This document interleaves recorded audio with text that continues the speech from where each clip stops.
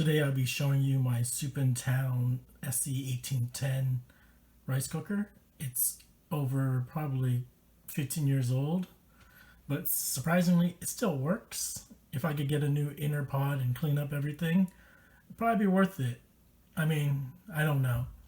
But so you can just watch this video and see everything works, and the only thing that's really broken is the tray that collects extra water.